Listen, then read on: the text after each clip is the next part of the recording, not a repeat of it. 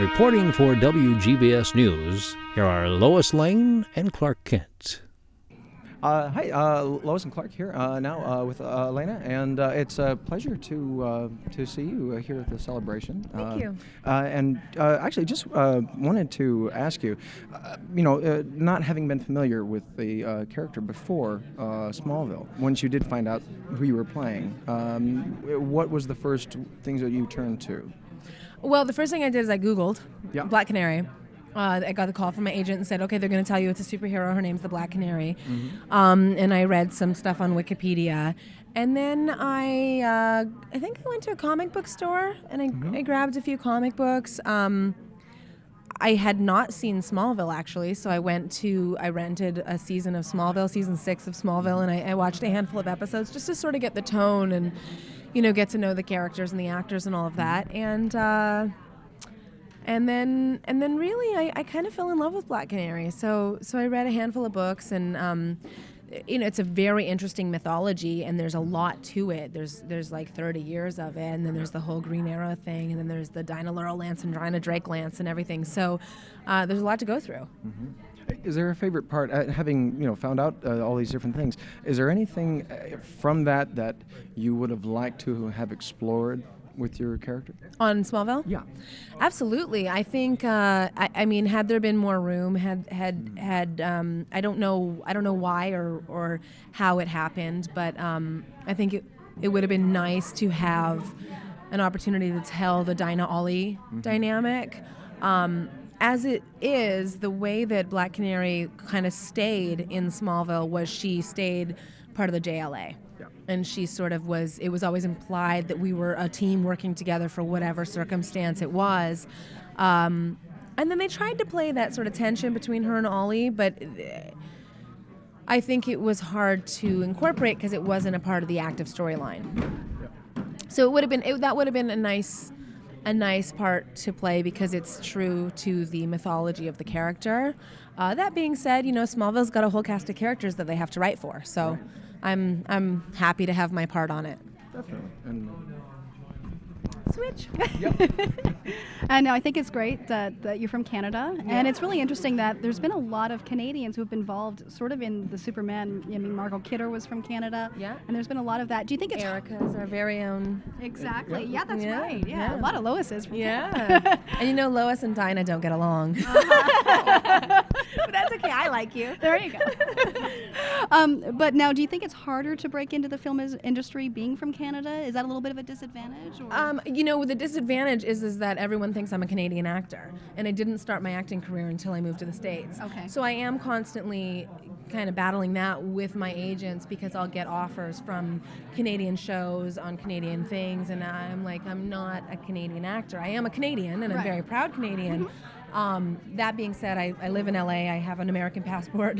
I have a house. I have, my life is in California. Yep.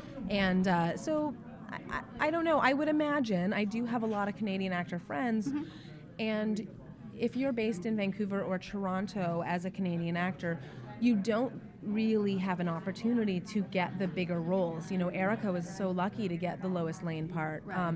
Usually and it may have been cast out of the States as well, and she just, ended up landing the role. But a lot of times, I did Stargate, I did Smallville, I did Painkiller Jane, all shot in Canada, and I booked all of them out of the States. Right. So, yes, I do believe it's difficult. Okay. And it's difficult anyways. Let me just say that. It's a hard job. Like, you go through an entire pilot season. Like, I just did 7 months, and I've been on probably 200 auditions. Wow. Yeah. Wow. I got one job. And that's the business. Yeah. Yeah. It's nice to talk about it glamorously, but it's not that glamorous. Now, I heard you earlier say that you hadn't really been a comic book fan prior to your role. Have you since then, have you become maybe a little more appreciation for the comic book world? Absolutely. So much so that I wrote my own comic book. Really? Yeah. It's called Agent Mom. Okay. And it's I co-created it with my husband John and Tony Lee, who writes for Doctor Who, and he writes his own comic. His original comic is called The Gloom. And our comic, Agent Mom, is on mtv.geek.com. No, that's good. Yeah, a little bit. Check it out. We'll be sure to put it in there. Yeah. So it's with MTV Comics. It lives online right now. We just broke the story for the third book, and we've got I think 5 or 6 books in the works. So wonderful. total, 5 or 6 books total.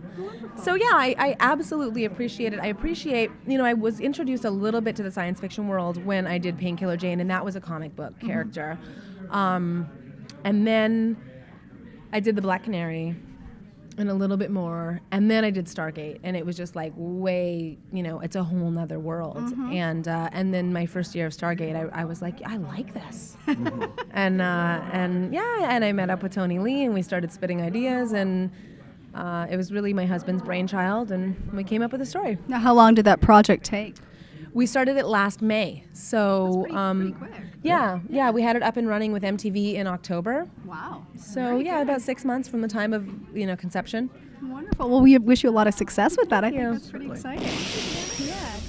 This is Lois Lane for WGBS-TV News, and we are here with Brandon Routh. This is an honor.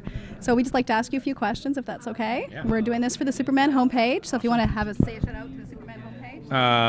Thanks, Superman homepage, for all the support over the years. Really appreciate it. And Steve, right? Yes. Steve? Yeah, Steve Eunice, Steve, yeah. thanks, Steve. I know he invited me to a breakfast you guys had. I think it was before I was here on Friday. Yep. He tweeted me, and I apologize for not getting back to you, but thanks for the offer anyway. I wasn't here yet. We really enjoyed you in Superman Returns. Like you said, I'm sure you felt that you were filling a big set of shoes and or boots, as it were. Both. Clark shoes and Superman. But you did a great job with that. But I'd just like to know, if you could have your dream role doing anything, what would that be? Well, I mean, this was already a dream role. It's hard to dream any bigger than Superman, really. Other than that, I guess there are a few books, fantasy books that'd be fun to play characters of. I know there's actually a TV show already that based on the Wizard's First Rule, which is Terry Goodkind, and they're already doing it. What is the show called? I don't remember what the show is called, but Legend of the Seeker. Anyway, Richard Rahl, the title character. Those stuff that I read as a kid. Robert Jordan, his Rand. That shows how much of a nerd I am. But stuff like that. We're all nerds together. Yep. Yeah. Excellent. I'm going to turn this over to Clark. Sure. And now I know that Bryan Singer was continuing, somewhat continuing what had come before in the previous movies. But if you had the opportunity, first of all, how much of that were you given? And then if you had a chance to do just your own, have you thought about any differences that there would be between if you could just do anything you wanted with the character, other than what would if you had to say, what would you do? It's tough. I haven't really thought about it. It's a good question. It's hard for me to think of it another way, because the way that Christopher Reeve portrayed Superman is so etched in my mind, and I think that's the right way. I mean, and the script that I was given in Superman Returns, the fact that he is a god on Earth, in many ways. You have to carry around a lot of dignity and grace and all of those things. Now, if you're talking about a younger Superman, that's where there's a little bit more room to play, because he's finding how do I want to be angry, but I'm supposed to uphold this great. I should be upholding this great image because I have all this power. How can I complain about anything in life when I have all this ability, right? So that's where some struggles would be interesting, and that'd be the coming of age story, which I guess is maybe what they're doing now. I don't know. Would be interesting, but I think I answered the question. Yeah, definitely. And just one more. Okay. And before you got into acting, or have you always wanted to be an actor, or was there something else maybe you were interested in, or something else you're passionate about? I was an English major at the University of Iowa. Yay, Iowa. Yes, that's right. Go Hawkeyes. So I was pursuing that, and was going to write novels someday. That's really kind of gone on the back burner, but. I always performed and was in music and other forms, theater and stuff, growing up. And so I thought of it as a possibility, but didn't think a small town kid from Iowa could do it. But hey, you can. So I mean, maybe I'll get back to the writing, whether it's a screenplay or a book at some point. That's great. Well, it's an honor meeting you, and thank you for being so gracious with everybody here. You've really graced the town of Metropolis. It's good. It's good to finally be in the, Superman's home. Yeah. Thank you. Thanks. It's a pleasure Thanks, to meet guys. you.